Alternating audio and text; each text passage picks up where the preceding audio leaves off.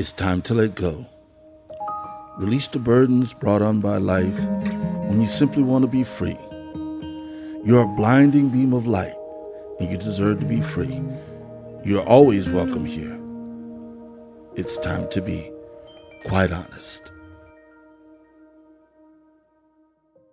Good afternoon. Today we're going to talk about trapped at home and no place to feel safe. With the COVID-19, we have a real opportunity to look hard at issues that affect the hidden majority, which are individuals, both male and female, who are even more quarantined by their abuser. Abuse is about power and control. Today, we have the opportunity to discuss this issue, identify for the general population problems that exist, and steps to make it through this unfortunate time in our society. I'm Sarah Bush, and with me today is Melissa Rodriguez with the Hayes Caldwell Women's Center, and my partner who's not with me at the moment, but he's here in spirit, and that's David Drapella. He's my confidant and my website partner in a website that we have called A Quiet Place. So today with Melissa Rodriguez, I have the fortune of not only spending time with you, but more importantly, sharing an opportunity that we have to share with someone I actually know and have known for quite some time, being affiliated with the Women's Shelter.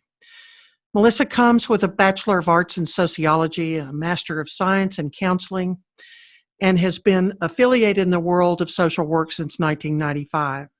She's been with Hayes Caldwell Women's Shelter for 17 years. In her travels of being in different positions and wearing different hats with the center, she's not only been in the original design of the program, in the programs for not only the abuse and the staff, but also with the Roxanne House for Kids. She is presently the Director of Community Partnership and Development, as well as addressing family violence, dating violence, sexual assault, and child abuse. So is there anything you want to add to that would share with the public, anything that I've missed that you think is more important than the conversation we're going to have? No, I mean, the only other thing I would add is just our organization, the Hayes Caldwell Women's Center, we've been serving victims of abuse for 42 years now. So we're definitely invested in what we're doing. We care about our community, and we want people to know that we haven't left, even though we're down to a few in office. But we come here with a commitment and a knowledge base. So we hope that we can contribute something to this conversation. Absolutely. And the other thing that I think is important for us to establish is that not only is it physical, emotional, and psychological, as well as verbal abuse, but more importantly, it is for male as well as female and kids. It's also free, and you have a 24-hour hotline. We do. So, and that is still in operation. Yes, ma'am. Great. And so towards the end of this podcast, we'll again address that so that you can offer a phone number, but more importantly, address the fact that it's available wherever anybody is, not just the Austin area. So in our conversation prior to today, we talked about the specific issues. So let's address that. Okay. Talk to me about not only the situation with victims or whatever word you want to use to describe those people that are in a situation that's unhealthy at home, but more importantly, the extreme. We're now quarantined. Mm-hmm. So yes. Talk to me about that. Yes. So, generally speaking, even prior to this quarantine, obviously, there are a lot of victims out there who felt stuck, who weren't able to just pick up and leave for a number of reasons. Financial is a big component. It's affordable housing in this community is pretty impossible to find. So a lot of our survivors were staying in those situations because they didn't have anywhere else to go long term. Fear, obviously, that dictates a lot of the decision. Fear of their own safety, fear for the safety of their children. So sometimes it feels like a better choice to just hang in there and try to survive. And so often they felt very stuck at the time. But now with this quarantine, obviously that has increased that level of few choices that are left because they can't leave. And that makes it even more complicated. They feel even more isolated and even more stuck, if you will, in a situation that they don't see a way out. I do want people in the community to know that for now, our 24-hour emergency shelter is in operation. So if someone does find themselves in critical need now, we obviously have to establish what that means. You know, the emergency level of safety is high on the radar. And I know that there are shelters around our area who are also still in operation. As far as we know, no one has closed their doors yet. But another alternative, of course, is talking with someone, is having a conversation. Well, I know that in taking a look at just the internet itself, there is a concern that the shelters are going to even have room, or whether or not it's safe because someone may or may not be sick and don't have the abilities, either by no insurance or struggling to even find somebody that can help them medically, especially if the abuser is keeping away any insurance information or telling them they're sick when they're not really. It could just be nothing more than an allergy or just stress that it causes the imbalance of the immune system. But I've also seen, just in going online, where it's difficult for an abused person who's truly in need of medical care to even get into a hospital or to a minor emergency center because of the quarantine. That's right. And I think that part of what you and I talked about yesterday is just the internet capability that's out there for people to reach out to. Maybe it's a chat, maybe it's a Facebook chat or something. Could you address something like that? Yes, sure. So that is actually something we're currently exploring. We don't currently have a chat line, but we are looking into starting one even as early as next week that people can access on our website. We did some research and found that the San Antonio Rape Crisis Center for Victims of Sexual Assault, they have a live chat. Teens can also go to Love is Respect. They've always had a chat line because teenagers, that's how they communicate, is chatting or texting. So they have that as an option. And then, of course, social media. We do have, even now, even before any of this happened, we've had people reach out to us through Facebook. They can get on. It's something that, as long as they feel safe doing, which a lot of the people that we've interfaced with on Facebook, on our Messenger, have done so because it's a practice that they're already engaging in. A lot of people are just on social media. So we always just want to make sure, of course, that they're safe and they can get on, but they've chatted with us through that direct messenger application as well. So that's still something that's available if that's something they feel they're safe enough to do. You know, it would be interesting to set up some sort of a code, even if it was on Facebook, where the level of intensity, the victim could then declare, oh, there are 10 bushes out in front that are really nice. Well, 10 being a really high volatile situation and they're being physically abused, or, you know, some sort of safe word that can collectively be started through you all that can go nationally, where people can really have a way of saying, I need help and I need it now. And that's a place where, if necessary, the police can be called. Yeah, and I think we've seen that in the community in general. There's been stories of victims who get creative in ways to reach out. I know that there was a video that went around of this woman whose pet got injured after she had been injured, and somehow convinced her abuser to take her to the vet. And while she was at the vet, she got a message to the front desk person that she was afraid for her life and needed help. So I think it would be a great idea to come up with ways that we can communicate without there being that direct, you know, this is what's happening. I know us personally, we not too long ago had someone reach out to us on Facebook who was in need of emergency help, and she messaged us and said so. She specifically said, I'm not safe right now and I really need to leave, and the only thing I have is this internet connection. We don't have phones. They lived out in a very rural area. So we dispatched law enforcement to her so that they could respond, because she couldn't even call 911. That wasn't even an option for her. Right, right.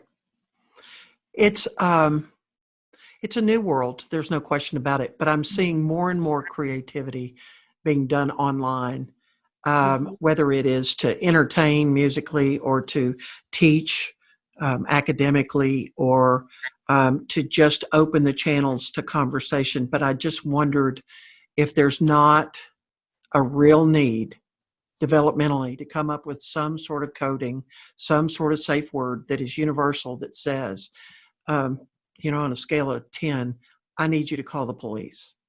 Right. I just read a story in California where a lady was desperate, and she said to her husband, well, we need to go get groceries before we get in lockdown.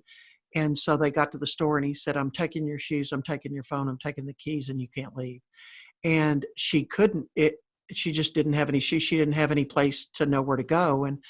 And so she stayed in the car, and he came back, and they pulled into the driveway of the apartment complex, and one of her neighbors was piling the kids in the car, and they were fixing to leave, and she jumped out and jumped in their van. And at that point, they called the police. He got arrested and has now been charged and spending life in prison.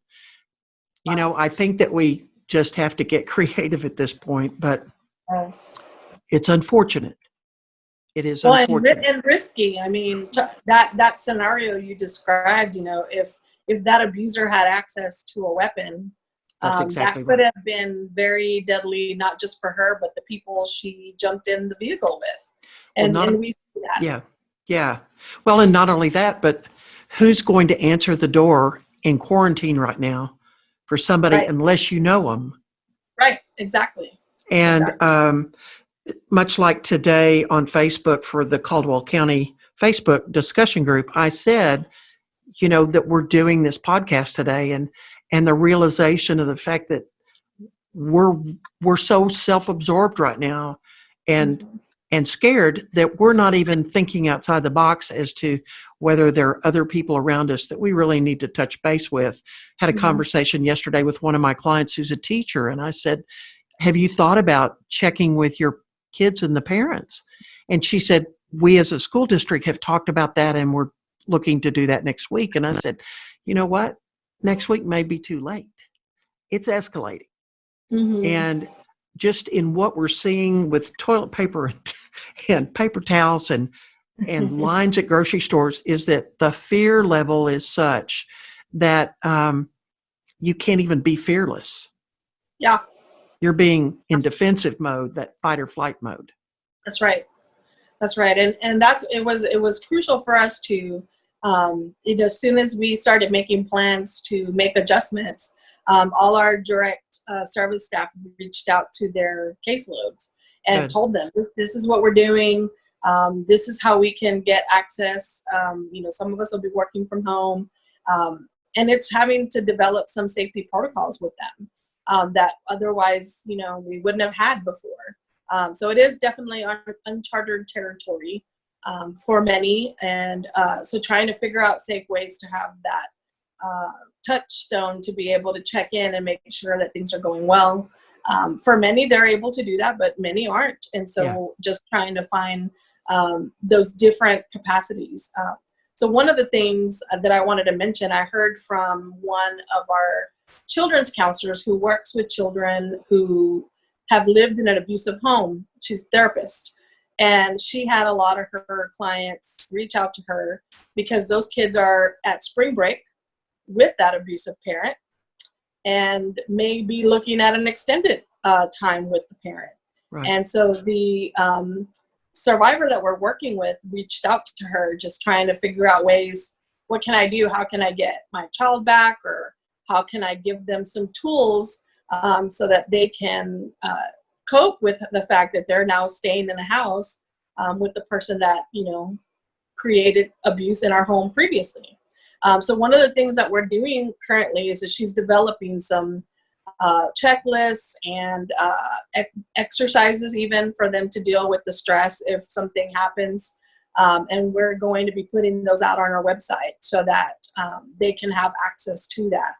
And of course, if anyone visits our website, there is an escape button that anyone, if you're on it and you're looking at something and someone walks in the room, you can just hit that button and it's gone and it's erased from your history. So that's definitely something that got us started in thinking, oh, if we're doing this for young kids, maybe we need to do this also for our adult survivors, and having some tools that they can access when they feel safe, because they may not be able to call us at 10 o'clock at night unless they're calling our 24-hour helpline. But maybe they can jump on the website and pick up a few pointers as ways to safety plan for themselves. I think that's fabulous. I really do. I worry about whether or not they're eating healthy, Right. because we know that emotional abuse shuts down the body, changes the vibration of their health, can make them That's right. sicker or more vulnerable. Right. It may not be that it's the virus at all, as much as it could be some other situation that takes their immune system down. And as far as the abuser goes, really doesn't care, and will continue to force them to cook and clean and take care of the kids. And so I think that that's really, really important. And I want us to continue to take a look at creative ways to have people be able to cope. And Yeah. I do think it's rather interesting. There's a part of me that, just from a spiritual standpoint, there's a part of me that just feels like that we've been running in circles, and we've been running egotistically for so long that the powers that be have said there's power in silence. When we can be in a healthy environment that's silent, we can be related in families where they've not been paying attention. That's We right. can be connected to neighbors. The quarantine doesn't say that you can't have a couple come over for dinner, or whatever. There's still socialization. It just needs to be in small amounts. But that's another place where, especially I was reading where, employees that would have not, checked on you if you didn't show up for work. Well, everybody's either been laid off or they're working from home. And so how would anybody know if you were being abused because nobody's showing up for work? Right. And whether or not we really are FaceTiming each other to make sure that you're not covered in bruises, or that even though emotional abuse doesn't cause the exterior bruises, you can tell the interior bruises when you look at somebody. Right. Just their body language. And yeah, absolutely. Yeah. And so one of the things we did last night, my sister and brother-in-law, my brother-in-law is a minister in North Carolina. And so they've started FaceTiming every evening to do a small prayer, especially during Lent, but more importantly, to connect. And there were 5 different states of people last night that joined in, that all they did was post it on Facebook. And so it's, again, another reminder that people are looking. They are reaching out. They are needing to feel safe. Well, and it's a basic need, right? It's interaction. I mean, we're made to make contact with other people, and even if you have people in your home, that's still a small circle. I know that that's something we've been talking about. Just my team alone is that we're the team that interfaces with the community. So it's been particularly challenging for us because we're all either working from home or there's 1 or 2 people in the office. And we work best when we're together. Yeah. So it is important to utilize the tools that we have available. And I know one of the things we're discussing is just having even using Zoom to do team meetings and having that connection, that face-to-face. And we are exploring doing things on our Facebook page and going live and getting really creative and either just talking about the issues or having a Q&A. We even have thought about things like we have a staff member who's done trauma-informed yoga for the clients that we serve, and maybe even having her do a session on That's Facebook great. Live. That's great. So yeah, you're absolutely right. The self-care component is still really important, and it's something that I think people are needing and they're looking for it. So trying to be that avenue, and it doesn't always have to be that you were a client, right? On Facebook Live, anybody Right. can join. That's right. So that's a way to remain anonymous, that even your partner may not even know what we're doing. If we're doing a yoga, you know, it's not necessarily talking about ways to leave somebody or something that might make them, you know, feel insecure. So there are a number of things that we're looking at, I think, in order to continue interacting with the community, and then of course to remain visible to those who really need us. I think this is an especially crucial time, and thank goodness for social media. I don't even know where we would be if we didn't have these technology resources in the situation that we're in now. Right. Well, it can be good and it can be bad. You know, I recommend everybody quit watching national news and watch just the local, because the local is more related to what your circumstances are. But more importantly, it's giving you fun things to do and websites to go to, and, you know, making videos with each other that just cross each other and put it out there. It gets people thinking about something other than their situation. That's right. So I have a question to ask you, and that is, what is gaslighting? Yes, so that's a term that we use in the field that's not always familiar with people, but when we describe it, it's not uncommon for there to be a few faces in a crowd that go, oh, I wonder if that was me. Yeah. So gaslighting, typically, it's a behavior that someone who is abusive, particularly psychologically, emotionally, uses as a tool to manipulate their partner. So it makes them question their own sanity, makes them feel like maybe I'm going a little crazy. Things like, and I'll give you an example, you know, maybe the victim has found evidence of there being some, you know, potential cheating. Maybe there's phone numbers or text messages or something strange that has been going on, and they question them.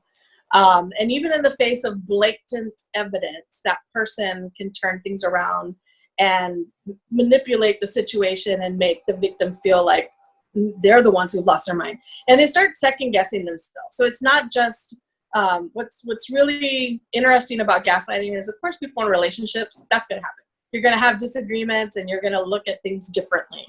The difference with gaslighting is that it makes the person question their own sanity and their own logic. And it starts to make them question their ability to make choices. Right. And it's a pattern. It's not just we're having a disagreement and you see things one way and I see things another way. This is bigger than that. And it's an ongoing thing, to the point where someone does change how they think because they no longer trust their own instincts and their own belief systems anymore. So it can be a number of different things that can affect someone in that relationship. It's really the pattern and how they make them feel in a consistent manner. So is gaslighting a nice way of saying brainwashing? In a lot of ways, absolutely. Yeah. And often what we find is, if a person does successfully leave that relationship, it's not uncommon for someone that we're working with that's sorting through all of that, like, how did this happen and how did I let myself get through this, that in retrospect they look back and go, oh my God, I didn't even realize that I lost myself that much. But it's hard to see it when you're in it, because when you're in it, you're not really thinking clearly, and you're not able to really process what that really looks like. It's often something people see in retrospect or from the outside. You know, those of us who are friends with someone that know intimately what's going on. Of course, you know, you have girlfriends who we share stories and that kind of thing. And sometimes we're the ones that can say, hey, wait, what's going on here? Like, you knew this to be true and you knew that to be true, and now all of a sudden it's not true.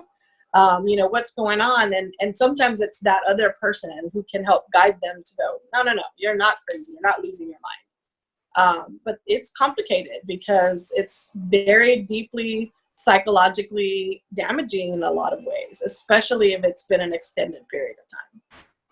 You know, it makes me think of when I was going through my divorce years ago, and somebody handed me a book called Fierce Conversations, and they said, just read the first 3 chapters and tell me whether or not you can identify with any of that. And all of a sudden I realized that I truly had lost my voice in that relationship because it was just easier to be quiet. Yeah. And I didn't lose myself. I just chose to separate for the time being for the benefit of my son. But the truth is, I did kind of give some of my voice up, and that's, anybody that knows me knows that's not normal. I love to speak, but and I'm passionate about things that I think are needed to say. And if this is uncomfortable for some people to hear, then too bad, because the truth is we wouldn't be in a field of helping other people if we'd not had experiences ourselves. And that That's right. doesn't make the other person bad, wrong, or whatever. If nothing else, I learned that it's not my place to judge, but it is my place to change me. It is my place to honor my values, my voice, my stand, and to be compassionate to those that are still struggling and still looking. So that's part of even the mission of A Quiet Place, is our place to be able to get out there and reach to people like you and say, here's some issues that we've got, and we need to be more visible, and we need to be more real. I don't have an MS in communication. Do I have years of communication academically? Absolutely. Am I perfect at what I'm doing? No, but you know what? I don't have to be. And I think that's important for any of us to realize, that as we grow and as we get out of the hole that we're in, we're going to be okay. Yes. But we can't do it alone.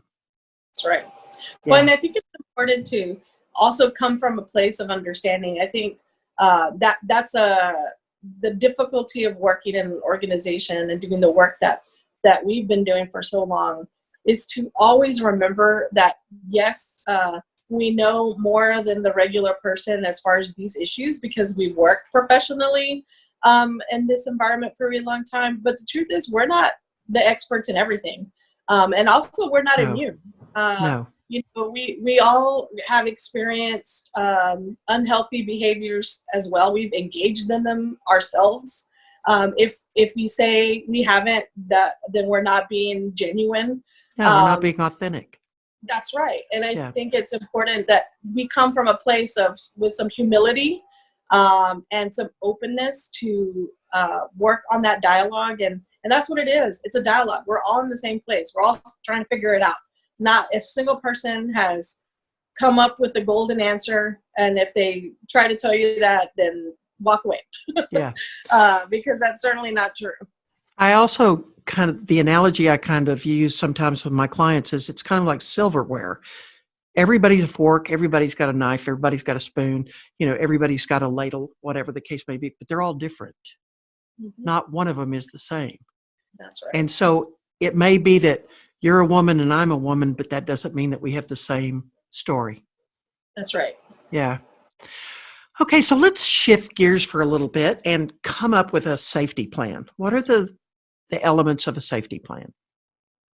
Well, the most important thing is that you have to evaluate that for yourself. So one of the things we have always struggled with is, how do we communicate safety planning to the public? And in the past, we've had pages on our website that talk about safety planning. And we decided to move away from that, just because there is not a one size fits all. There really isn't. Every single person has their own set of circumstances that they need to take into account, right? So if you are someone that has children, then that's a different set of circumstances. If you, maybe they're your biological children and not your partner's, that's a different set of circumstances, or the other way around. Right. Or no children, or I have a job and resources, or I don't. So the important thing is know your own story, right? And only you know who your partner is, and ways that you can keep yourself safe, whether that's I know I can get on my phone because he won't check my phone. That's something. Or I know I can leave my house between these hours because he's or she is away. So those are all the scenarios. Now, the important thing is to also look to an expert. If you can, reach out, because we want to have that conversation with you. We want to find out your specific situation so that we can talk to you about what a safety plan may look for you. And so it's really complicated to come up with a really good checklist for those scenarios, other than to say, listen to yourself, know your own situation, and if we can talk about your specific issues, then we can figure that out together. Yeah, got it.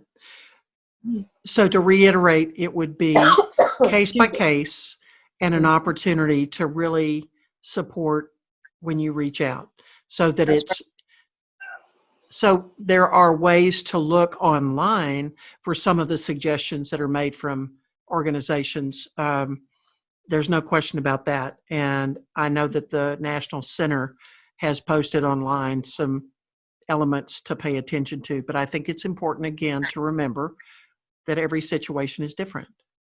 That's right. And I think unique we're to going itself. Yeah. Yes, and we're going to go back and put some of those things back onto the website that we didn't have before.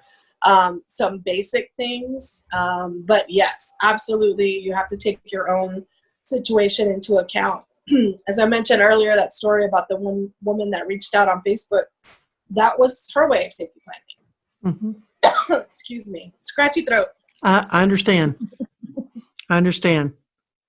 Allergy season right now is not convenient. Excuse me.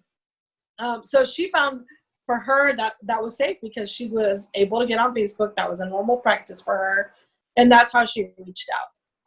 And then there's other people who can call and pick up the phone, and there's other people who might have a neighbor that they've made a conversation in the past of like, hey, you come to me if you need something, and that's how they reach out. So I think it's really just thinking about that and being very deliberate. I'm wondering if there's also not a way to connect with some neighbor or someone, and if necessary, open a window, put a piece of cloth outside the window, hanging outside underneath the screen or connected to the screen, that allows somebody to know that things aren't okay. I'm just throwing that out, but I mean, you take a look at, we have flashing lights that you can put on your front porch in the event that there's an emergency. Mm-hmm. You know, maybe there's some other way that can be created that can be put on the outside of the house that she can or he can slip out the window without the abuser knowing, especially if he locks them in a room or she locks them in a room. And they have the capability of putting something outside the window, even if it's a piece of cloth that says help. You know, there's something, again, and I'm just throwing this out there because it may be that somebody out there is looking for some way of communication, and that may be a way for them to say, I need help. I don't know. And I think that's a way that we as community members can do something, right? So often I think what's very complicated is when someone is in this situation, it's very scary for them to reach out for help. Yeah. And, you know, for a number of reasons. It could be they're in denial that they're even in a bad relationship. It could be that they're fearful of what consequences that may be. What if I get caught? Or of judgment. And the truth is, you know, there's a lot of people who sit in judgment of someone who stays in a bad relationship. And maybe they don't necessarily know who they can go to. So I think as supportive community members, that's incumbent on us to make those connections, of us being open and having those conversations with anyone really that's in your circle, and letting them know, like, I'm that person. I'm that supportive person that you can come to, that we can come up with a way that you can signal to me, whether it's a text that has a certain code word on it and that tells me, oh my gosh, you need help, or like you said, a light I turn on or something like that. But I think we have to make it safe for them to be able to count on us. And it's not uncommon for people to reach out to us often and say things like, well, what can I do? How can I help? I have a sister, I have a friend, or my neighbor, or whatever, and I want to help them, and I don't know how to do that. Often people mean well, and they want to do the right thing, but sometimes it's counterintuitive what they do, and they'll say things like, you have to leave, and you got to go now, and I will take you. And then when they don't go, they get frustrated because they're not leaving, and I've done everything, and she's not listening to me, or he's not listening to me. And so we have to remind them it's not your choice.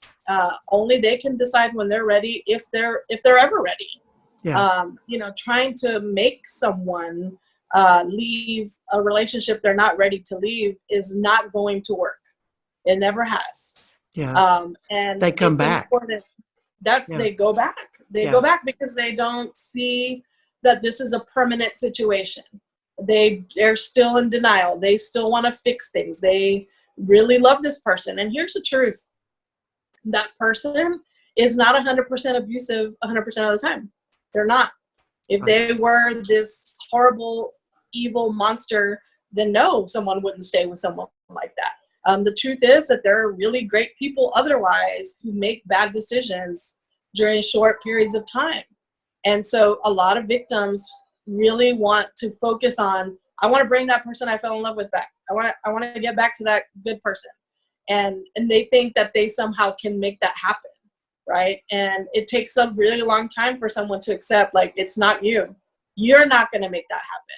That person needs to make that choice to make it happen. But that's complicated in order to see that through. So for the outside person, what I tell them is just don't leave. I know you want to sometimes. I know it's frustrating because you see the writing on the wall and you want to get them there. But the best thing you can do is just still be around. Be someone they can come to. Check in with them regularly. Don't leave them, because leaving them only plays into that abuser to say, see, I told you she wasn't a real friend, or I told you that your sister would walk away from you, or whatever. So it's important that we stick around. And when they're ready, then be mobilized to go do something about it. Yeah. Good.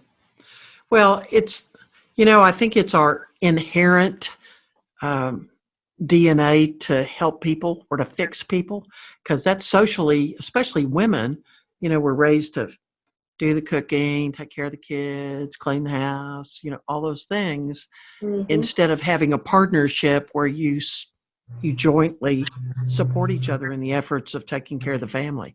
Right. But, I truly can honestly say I found myself in my own marriage going, okay, I'm mowing the lawn, I'm cleaning the house, I'm doing the laundry, I'm taking care of my son, I'm doing all the cooking, I'm taking care of my husband, and where am I? Yeah. Yeah. I just take care of you. Yeah. And that is the segue into the next comment of practicing self-care. Yes. And I think that it would be interesting, because I know that there's so many programs in communities that are offering to do different things online for people. And I think that the yoga is awesome. I think that with a couple of the gyms you've got in your area, or even in our area, of offering to do different online programs that are free. And there are lots of free programs online anyway, of exercise or cooking or nutrition or, playful games, or kids doing music or art therapy, anything that, or games, here's some great games that you can do. And I saw on TV this morning where I don't remember who was advertising, but it was a reminder of doing things together, like playing Twister and Monopoly and, different games like that, and learning how to cook. And, so there are some creative things you can do to fill the void. And that's part of self-care. Yes. Is having it be fun. Absolutely. As an organization, a few years ago, we started studying the concept of self-compassion. And we started with a book that's the title, Self-Compassion, I like that it. Brene Brown wrote. And initially, when we learned about it, the idea was, well, let's learn about self-compassion, and we can incorporate this into our therapy sessions because our clients need some self-compassion. And as we started studying the concept, we realized, oh, wow, we're really bad at this too. I wasn't going to say anything. No, I mean, But yeah, we all are. Yes. people, especially in this work. Yeah. I mean, we get into this because we want to help other people, and sometimes at the detriment of ourselves. We don't take good care of ourselves because we're so busy trying to take care of everybody else. And so we really made a commitment. And I'll tell you what, for the last, I believe it's been 8 years, every third Wednesday of the month, we have a group that meets in our conference room. And that's what we're focused on, is self-compassion. So we've done things like reading books, and we talked about it, like almost like a book club, and done the activities and that kind of thing. But we've also done things recently. We did something really fun, and that's sharing your passion. So how do you cool. self-care? How do you take care of you, right? And so we bring our passions, and we had one of our most popular topics. We have our director of operations. Her side gig is she is an amazing baker. And so she baked cupcakes, and she brought them in, and we did a cupcake decorating class. How fun. Yeah, it was fun. And let me tell you, that room was full. Everybody wanted to come because we got to keep the cupcakes. Yeah, absolutely. Food brings everybody. Yeah. That's right. Yeah. But we've had different staff share. Somebody came and talked about yoga, and someone talked about running, and so we've all had, or pets, talked about travel, in ways that we can share why we feel passionate about something, and this is how we keep ourselves in that self-care mode.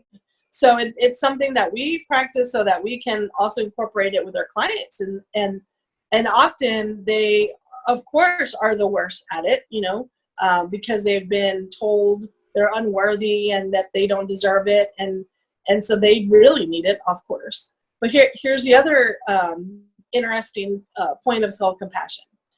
If abusers practice more self-compassion, where we know less violence would happen. And why is that? And it's because people are violent and abusive because they don't feel good about themselves. Right. And so what do? They take it out on the closest person. Right. And so for us, it's also about incorporating those strategies for them. Because at the end of the day, who's giving them that? We had a listening project a few years ago that we did with different community members, and we wanted to learn, what are we doing that's working, and what can we do that's different that we're not currently doing? And we wanted to listen to our community. And one of the groups that we talked to was Batter's Intervention Program. And these are individuals who have already been through the criminal justice system. They're on probation because of a violent incident, right? And we interviewed them face to face. And I recall the person I met with and the stories that he told me. And then we came together collectively. And it was so common for them to say, no one's ever asked me. Yeah. No one's ever talked to me about, unhealthy relationships. No one's ever talked to me, never, called them to task. The first time they've ever talked to another man about some of their behaviors was in that group because they were made to. And it was a very eye-opening experience to sit across from them and hear they want to share too.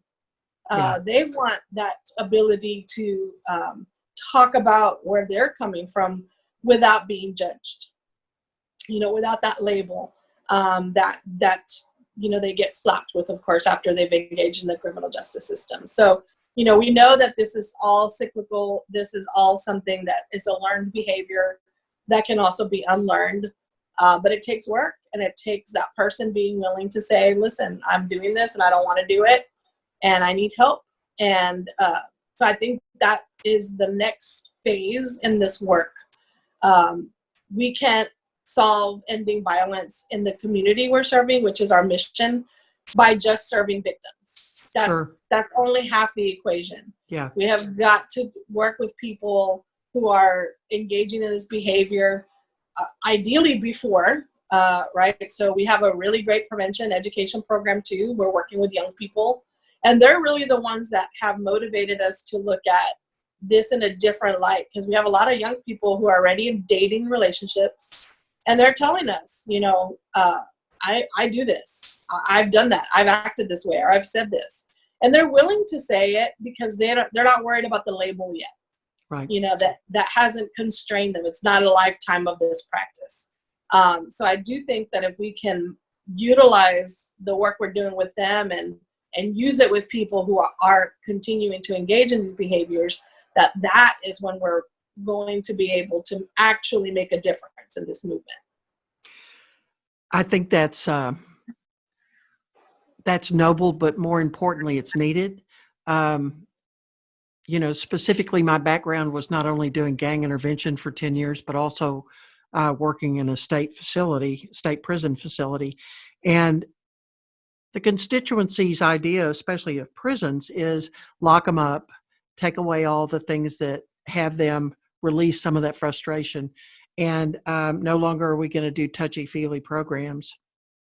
And so we had to make changes as to how we got across the challenge to change, which, if you've read anything having to do with Stanton Seminow, he's developed an incredible amount of history working with severe cases of inmates and the way that they're thinking. But more importantly, how do we shift that to change? And I think that part of the movement right now, and I've even been looking at the possibility of doing that here in Central Texas, is working with the sheriff's department so that when you've got somebody that's temporarily locked up before they get to the prison system, but temporarily locked up, that's an opportunity also.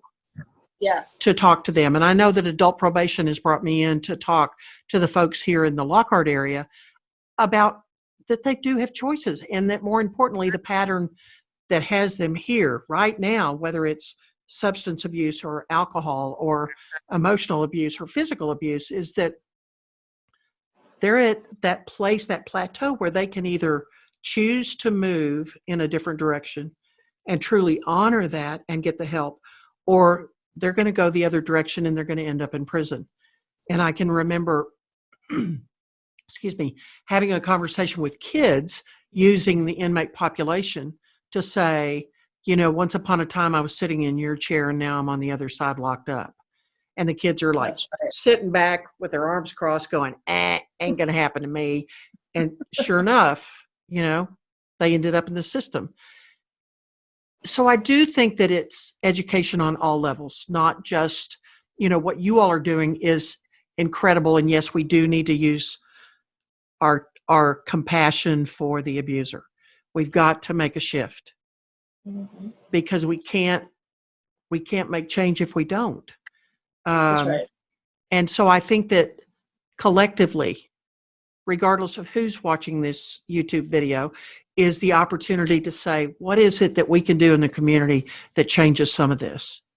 And we've got some great compassionate survivors. We've got great passionate, fearless individuals, male and female, that I think could step up to the plate and help support y'all's efforts all across the United States, because it is an issue. It's not just here, it's in other countries, but it's something that we can do right now.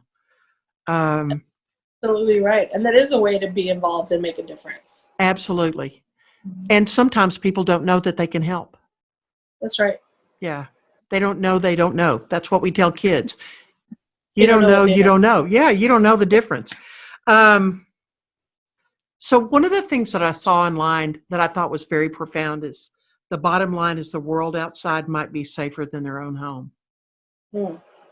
Yeah. It's pretty profound. Ooh, yes. But it's real. And this is part of why we're doing this podcast, is that's real. Right. That is real. And, there's no sports on TV. They can't go to the gym as of tonight. They can't go to the gym. Right. And so there's no place to get rid of this pinned up hostility. And so, maybe it's outside work, or maybe it's doing stuff, honeydews, that you have to gently bring up. But, you know, that maybe the house needs painting, or maybe the yard needs working on, or maybe we need to do some stuff inside the house, but giving some direction that has people moving and doing stuff instead of sitting in front of the TV, where right now the doom and gloom is grander and only adds to the stress. That's right. And I think we're all figuring that out, right? We're all trying to figure out how, to make that. And then if you add, obviously, the component of things are not great at home, that makes it even more complicated.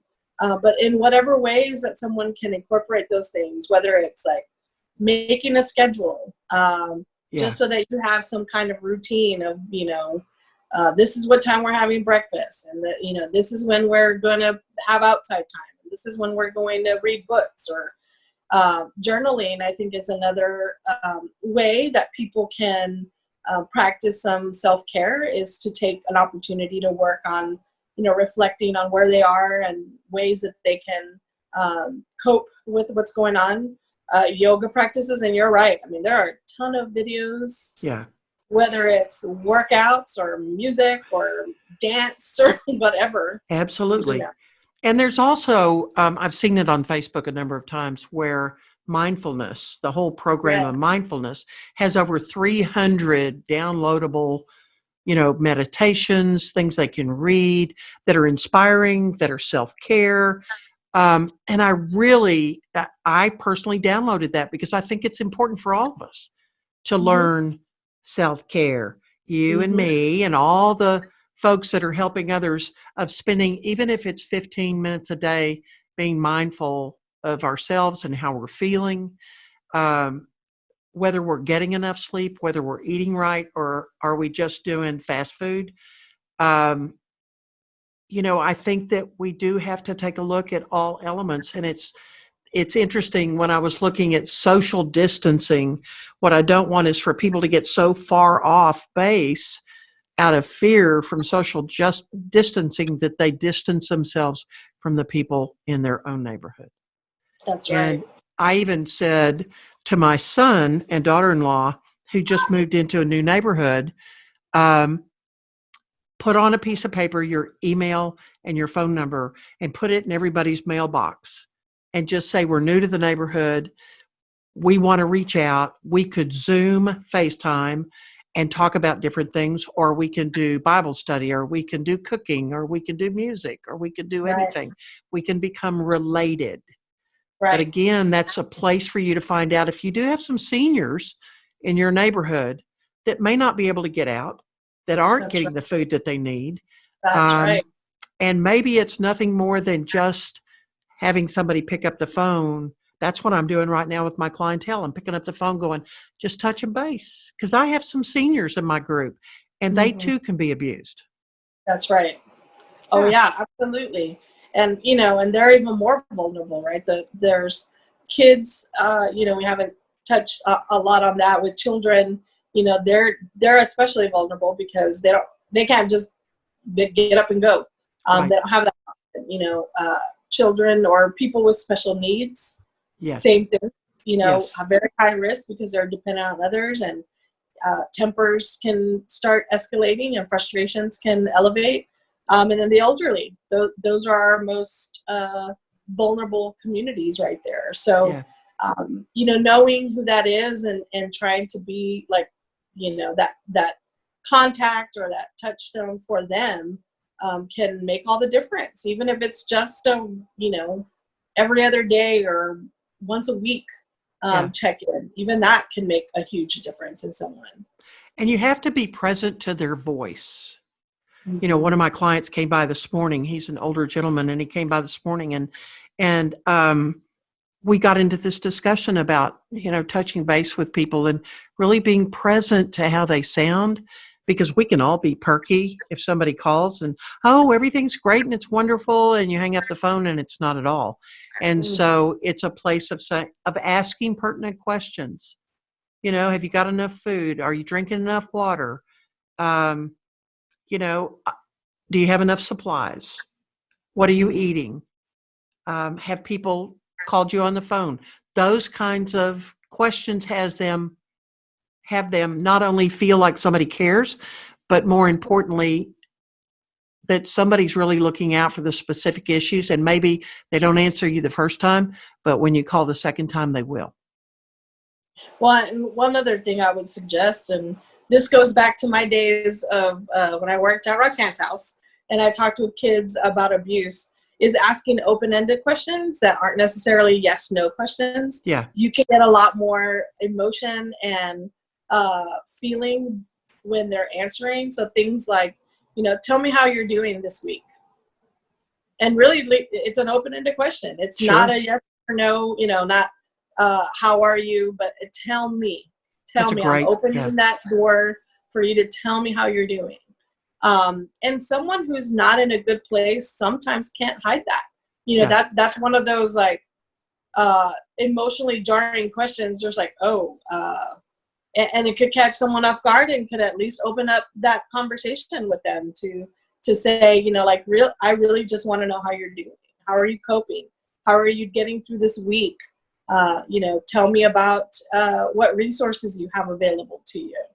And just having that open conversation so that they're the ones giving you the info and you're able to really determine, are they just being perky and, is there more going on? It's a way to engage in a more meaningful conversation, I think. Yeah. Yeah. And there's nothing that says you can't make a casserole or cook a cake or make bread and take it and leave it at the front door and tell them that you've left it there. Now, if they're handicapped, their doors, they'll let you know when you can leave it inside. You just leave it right inside. But again, it's another way of connecting. It doesn't just have to be by phone call. It may be that food, especially a soup or a casserole or something like that, goes a long way for one person or two or three people. It still carries them through a number of days that otherwise they may not have the energy to do. That's right. Yeah.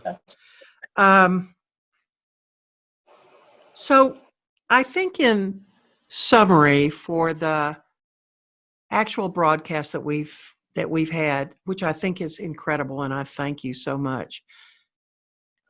What do you want to say at the very end? What is the message you want to leave today? I think the most important thing is that people know where their resources are. And I know in podcasts like this, it's not necessarily always just Hays and Caldwell County. Yeah. It could be reaching all kinds of places, right? Absolutely. And that's knowing what your resources are. Look to see, where someone can go for help if they need it. Is there somewhere that I can get online and talk to someone? Or is there a phone number that gets answered 24 hours a day? What are my resources that are available to me should I need them to get to someone that can help me make some choices or figure out what my options are? I think that's the most important thing, is just know that there are places that you can go. There are people that you can call. We take calls from anyone. I mean, we're not saying just because we serve Hays and Caldwell County that only they can call us. I mean, we've had people call from everywhere. Now, can we bring you into our shelter? Probably not if you don't live in our community. Right. But we'll help you find your shelter if you don't know where that is. Or we'll help you find your local hospital that's taking in, people who have been injured or in need of medical attention. So just knowing what those resources are and really reaching out, and more importantly, I think is to think about it before you need it. Yeah. And that's hard and can be a difficult thing, but just know that's part of what we're all in right now. We're all in the situation of trying to figure out what's going to happen next. How are we going to be safe? Who's going to help us? So we should all be thinking about those things. And then the other important thing is just know what's going on around you. And don't get so, like you said, don't get so distanced away that you are unaware of what's going on around you. So pay attention to the people in your life, whether they're your next door neighbors or your family members who live in a totally different community. Yeah. Find ways to check in with folks and be there for one another, because we're all in this together. I think that the other thing, because you listed everything I would have said, the only other thing I would add to this is, especially when people live out of state and Mhm. they know that there's something going on and they keep trying to call and no answer. You can also Yeah, call the police and ask for a well check, that's and right. they can go by the house. So that's in addition to everything else. And you're right in that it's not just about Hayes Caldwell. It is about any place here in the United States. And if nothing else, there's a hotline. There's a natural hotline that's national that will direct you to wherever you need to be as well. So Mhm. you're absolutely right. Thank you. Oh, More thank than you anything, I for love having spending me. time. I really appreciate it. Well, I thank you, but more importantly, I've been a major supporter of Hayes Caldwell Women's Center for a long time, and you all make a huge difference, and not just to our county, but to others that you educate as well. So I thank you for that. So Thank you so much. thank you, Melissa. Thank you. I I'm did forget to mention, I wanted to mention our website and our hotline number. absolutely, please do. 'Cause we didn't mention that earlier, and I just, before we, Cut off. wrap up. Absolutely. So our website is hcwc.org. So HayesCaldwellWomenCenter.org, just the letters. We also have an educational website called StopTheHurt.org. And on it, there's a lot of educational content, and that's really where we're going to start pouring even more resources. There's videos and articles and tutorials, and we're going to start adding things like documentaries you can watch or books you can read, just as resources that are available to the community and the issues that we're serving. And then, of course, most importantly is our hotline. It's 512-396-4357, which those last four numbers spell out the word help, HELP. So 396-HELP. So know, Melissa, that we'll also list that when we put Perfect. out the podcast, so that we'll put that out there as well. But knowing who you're the director of and what you're doing, I would only think that you would be expanding the website to do great things to better serve the community. So thank you. That's right. Thank you. So to all those that are listening to this podcast, more specifically to those that are struggling with the topics that we talk about, whether you are a victim, whether you are someone that has an anger issue, or that you're wanting to do something different to help others, think about what we've done here. More importantly, we do have the opportunity for you to comment down below and to subscribe, so that as we expand our education and our resources to reach out to issues that I think that are important, we want you to come along with us. We want you to like what we're doing, but more importantly, I want to know your feedback down in the comments section for what you learned and for what you felt was of value, and more importantly, what more we can serve in the information that we give. So, Melissa, thank you. Melissa Rodriguez with Hayes Caldwell Women's Center. I'm Sarah Bush with A Quiet Place. Thank you for your time being with us today. Our time is up. Thank you for yours.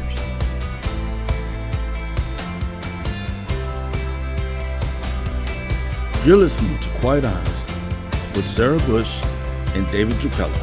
For more content, videos, and information, visit us on the web at aquietplace.net or go to our YouTube channel and subscribe and ring the bell for notifications. You can also find David Drupella and Sarah Bush on Facebook, Instagram, and LinkedIn, and also visit Sarah at her current website, thecorefoundations.com.